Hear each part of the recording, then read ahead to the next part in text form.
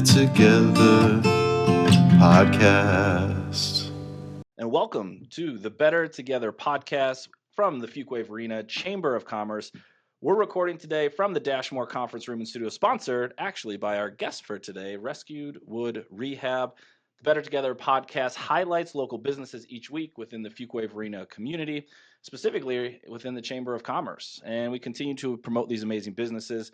I'm excited today because today, usually my co-host, Marty, is now on the other side of the microphone and gets to be the guest. So, Marty, welcome to the Better Together podcast. I appreciate it, Brad. Thank you very much. So we're going to have the opportunity to interview so many great businesses here in the Fuquay-Varina area, and it's just going to be so much fun. And I'm looking forward.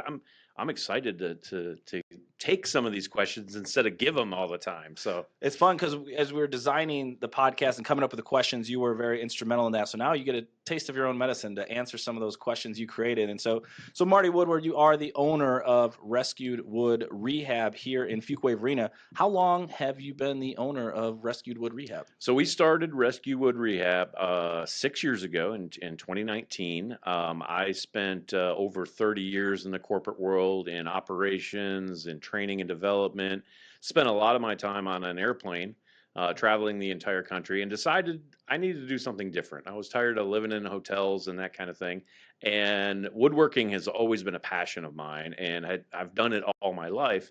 And that's really kind of how Rescued WOOD Rehab got started 6 years ago in 2019. Of course, we had the wonderful pandemic in 2020, not soon after opening. So, but it was a great opportunity to kind of slowly open the business and create a great environment for people to come and visit us. Yeah, as someone who took a hobby and then turned it into a career, what were some of the early woodworking projects that you do before you decided, hey, maybe I can give this a go and make it the full-time career? Oh gosh, I screwed up a lot of projects just around the house, right? So building things everywhere, everything from cutting boards to a birdhouse and doing home improvement and that sort of thing.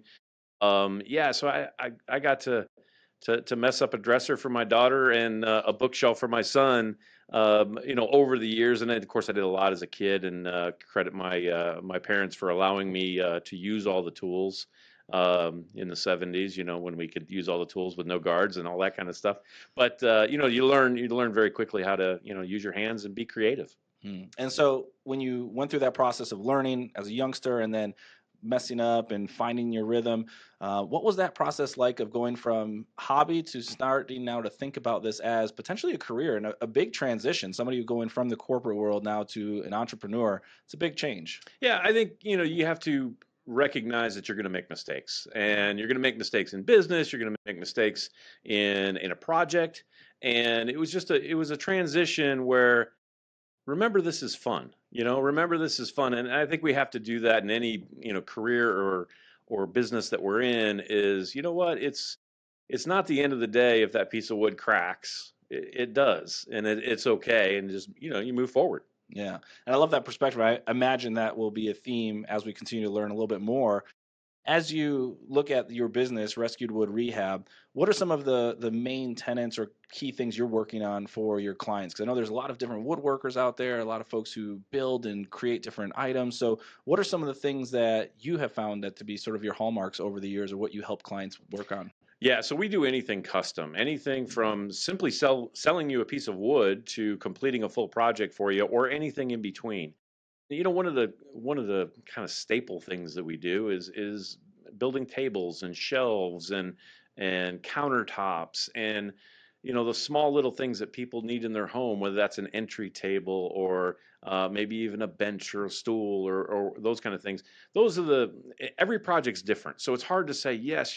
We're going to pigeonhole ourselves and we only make tables or we only do fireplace mantles. No, we do any project you want. We'll make it at Rescue WOOD Rehab, or we'll repair it, because a lot of times we help out the do-it-yourselfer who's doing part of a project, but they're not quite sure, or they don't have the tools to do that project. We can help folks out with that as well. Yeah, that's really cool. And I feel like with today's day and age, where it's so easy to go to Home Depot and IKEA or Amazon, there's something to be said about finding a quality local craftsman. So what are some of the unique things that you would recommend or maybe highlight for somebody who's thinking about, I would like an end table or a new kitchen table, and I have the option to go to the big box store, or I can go local. What are some of those conversations that you've seen unfold in your work? Yeah, I think it's kind of the first thing is, what is it that you want? Do you know the dimension? It's probably different than something you might find in a big box store. What is that dimension you're looking for? What's that color that you're looking for? What's your inspiration? Did you find that picture on Pinterest or did you see it in a magazine? Bring us the picture. Let's talk about it. And our slogan at Rescue Wood Rehab is that it's more than wood. It's an experience. And because it truly is an experience, an opportunity for people to come in and talk with us and touch the wood and talk about, hey, what does it look like for you? And that's the starting point. That's the starting. We'll help put your vision to life, if Mm. you will. So that's really the starting point. Start with, hey, what size do you want, and where'd that vision come from? Yeah, I imagine that there's a lot more meaning to that project or that piece when it's finished. Then, if you got a chance to help design and watch it unfold, and then when it actually makes its way into your home as the end user, there's probably a greater sense of like, this is the perfect piece for our house. Absolutely, and it makes a huge difference when someone is involved with it. Now, we're not going to let anyone go back and use our table saw, but if you want to have an experience where, hey, I really want this coffee table to be a memorable piece for my grandchildren or whatever, let's do it. Let's put that together for you. And one of the things you mentioned early on was the challenges around one, making that transition from corporate into entrepreneur life. And then now you're working with wood and working with people. And so I'm sure there's some challenges you faced early on. COVID might have been in there as well. So as an entrepreneur starting off, what were some of the things that you noticed that were maybe challenges or some areas where you're like, oh, I didn't realize it might be this hard? Yeah, I think the starting point in the early beginning was really identifying a location, and Fuquay-Varina turned out to be a fantastic location. And then the next thing was for the type of business we have, it's sort of like putting a square peg in a round hole. It didn't quite fit industrial. It didn't quite fit. We wouldn't be next to a doctor's office, for example. But the location that we have here in Fuquay-Varina, where we're in a strip mall, but we've got an open yard on the side, and it kind of fits us. So those are some the big challenges. Obviously, COVID was a challenge for everyone in many different ways, business wise. But coming out of that, I think that's been the relationships that we've built have kind of helped us grow the business. And I think with this idea of the Better Together podcast, that's always a challenge, I think, for a lot of businesses is you get excited, you have a product or a service you want to offer, but then you got to figure out a way to communicate that and find people who are interested in the product or service you offer. So what was that process like for you? You know, you found the location, you found the town, you had this idea, but now you got to go share it with the world. What did you learn from the initial process of trying to communicate that? That's a fantastic question. I think one of the things is that I kind of grew up knowing that, well, as a business owner, you should join the Chamber of Commerce.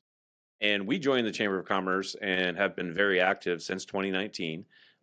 Since even before we opened, we joined the Chamber of Commerce. And through that, we've built a tremendous amount of relationships and actually had great business from other businesses.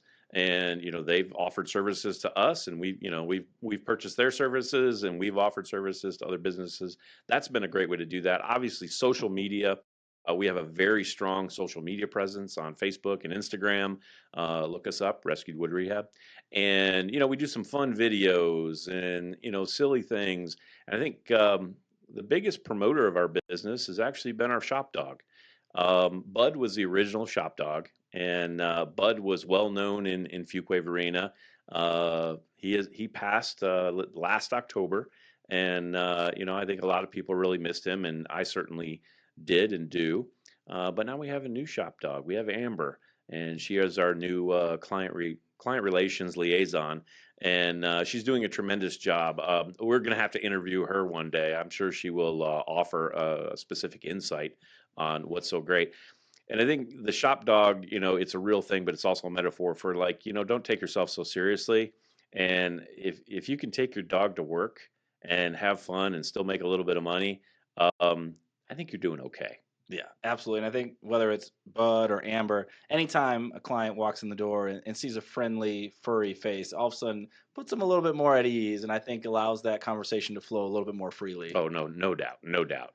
And so I imagine when you first started off, then it probably was just you doing a lot of the work. Over the years, you've scaled, and I know you've had the opportunity to bring on employees and other folks to help you. So, what was that journey like as an entrepreneur? Because I think that's always a challenge: is people get into a line of work because they're good at doing the thing, and they pretty much wear every single hat in the business, and then sooner or later you realize if I want to grow, I probably need to start delegating, hiring more people. So, was that the same for you, or what would that process look like? It 100% was, and kind of going. I hate to keep going back to COVID, but during 2020, it was a bit of a ghost town, right, as it was in many businesses.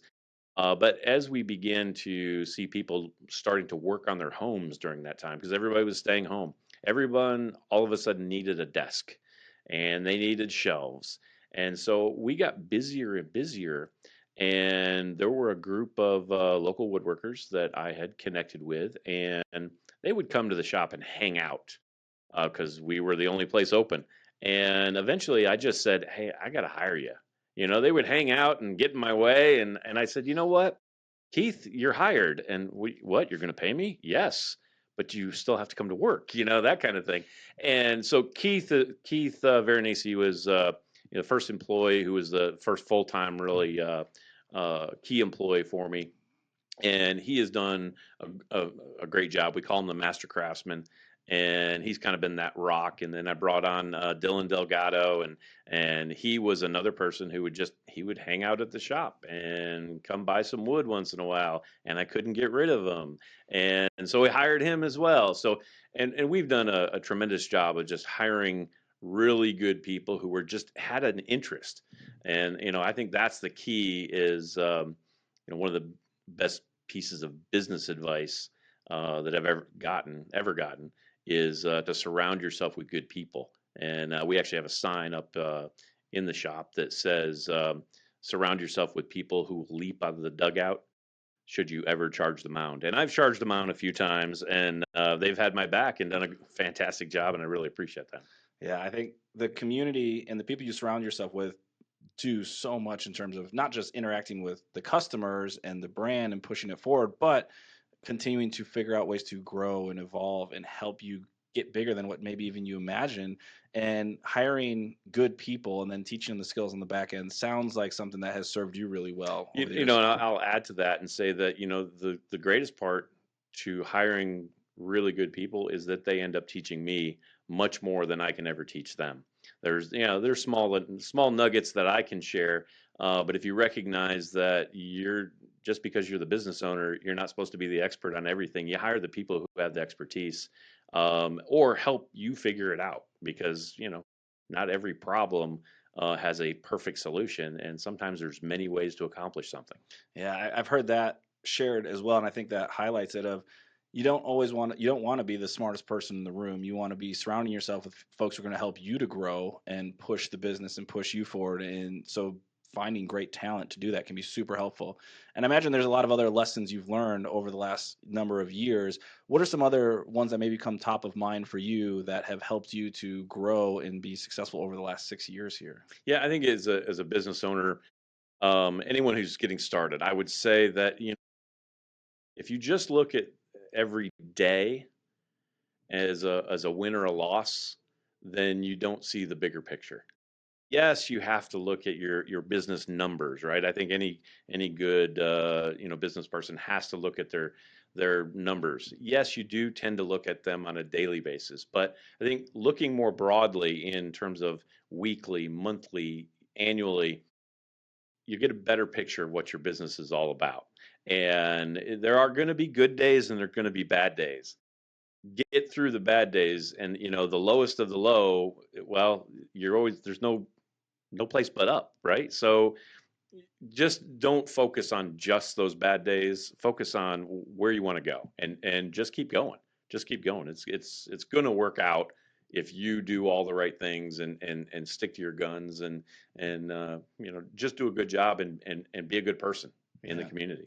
How have you found the ability to do just that of when things maybe aren't going as well as you'd like? Because in the journey for any entrepreneur, there's going to be lows. It's inevitable.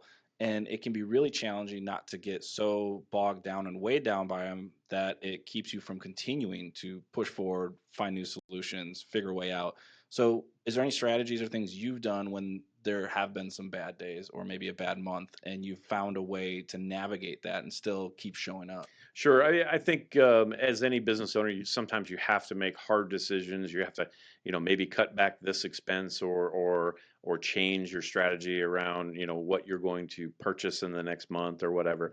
Um, but I think that's it. You stay the course. Stay the course because it's almost without fail. Even when we've had bad days, bad weeks, bad months, that next month or that next week there's somebody who just comes in the door and says, "Hey, by the way, I need 6 tables for my restaurant," or "I need 5 tables to go in my brand new house." And so you don't know where it's going to come from, but you got to stay the course. You got to stay the course. And advertising, obviously, social media presence is a huge thing. Magazine advertising, some radio advertising, promoting. We actually promote a local podcast, sponsor a local podcast, the Maverick Rose Music Hour. I'll give a shout out to that. The number one podcast, Maggie Award winning. So that was kind of a fun thing to do. You have to stay the course. You have to just keep going because people will surprise you. All of a sudden, that great customer will come in, and one of the things that I'm most proud of is the number of return customers we have. Someone who comes in and says, "Yeah, 2 years ago you made our coffee table. Today I want you to make a bourbon bar for me."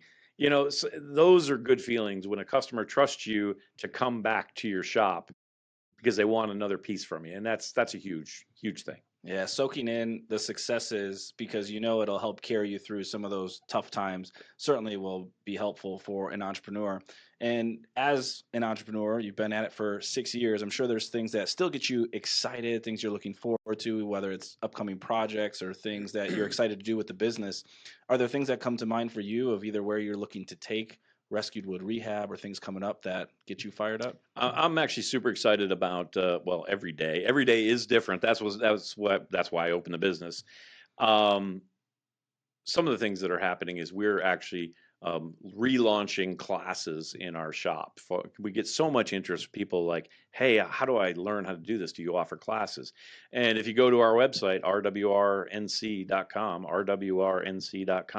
you can register for classes, and we offer classes where you can come in and experience using some of the tools and being able to participate in what we're doing. So it's a fun thing. There's several classes out there that we're offering over the course of the next several months. So super excited about that. But then the other thing is because we make custom projects, everything we make is custom. The great thing is I can get excited about a project every day. It can be one project. Right now they're repairing a rocking chair for a great customer right now in the shop, and next week we're gonna pour an epoxy river table, and it's gonna be super cool.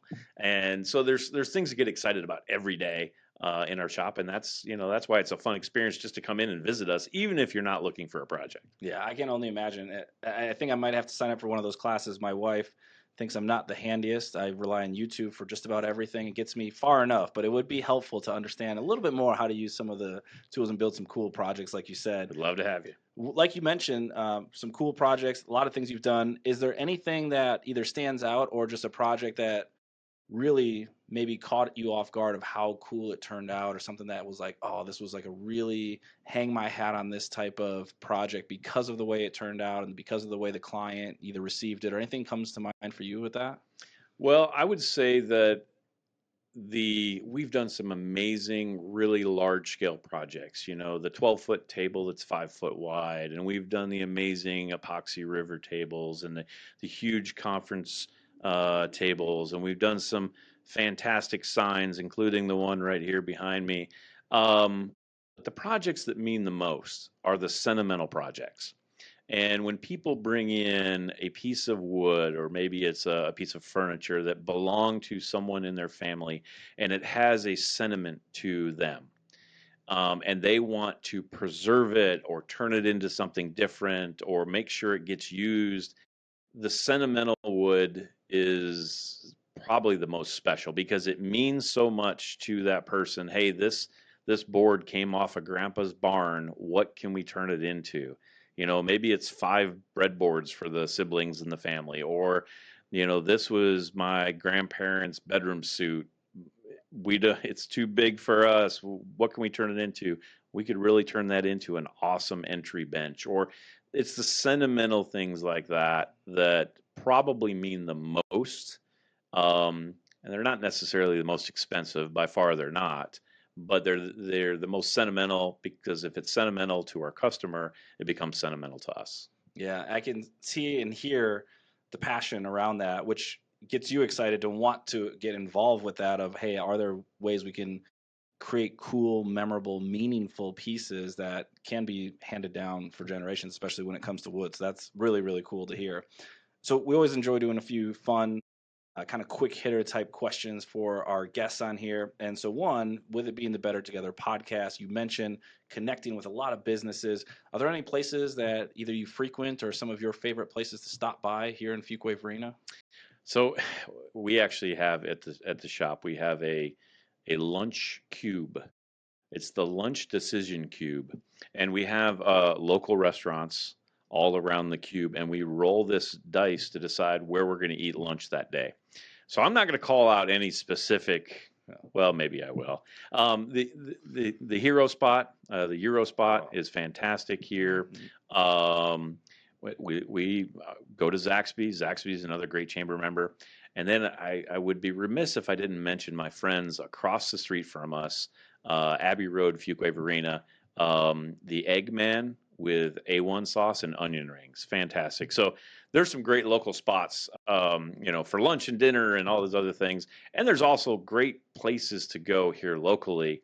The Inner Beast Hatchet House. We actually build all the targets for the Inner Beast Hatchet House here in Fuquay. And so when you go axe throwing with your group of friends, you're not just helping one business, you're helping another business. So we're all interconnected like that. So it's just that's pretty cool to know that. I think if you created and sold those dice, they would sell well because the amount of people who have struggled to figure out where they want to go to eat, and if all I had to do was roll some dice and that told me where I'm going to eat, that would make my life so much easier. I think that actually may be helpful for marriages That's as what, well. yeah, Yeah, exactly. absolutely. I don't know, where do you want to go? I don't know, where do you want to go? Roll the Right? dice. Yeah, roll the dice. Yeah. Yep, Oh, I love yeah, it. yeah. You've shared with us some really helpful insights from business and your experiences. Is there anything when it comes to mind, like the best business advice that you've received that stands out? Yeah, I think I probably mentioned a couple of those. One of those is surrounding yourself with really great people, and then of course don't focus on just a day. There's going to be good days and bad days, and that's okay. Um, you know, and something, a quote that was shared with me by my dad, and it was actually part of a quote from Henry Ford, is that a business that's only about making money is not much of a business. And how he meant it back in the day doesn't really matter. How I mean it is that, what, if you're not having fun, do something different.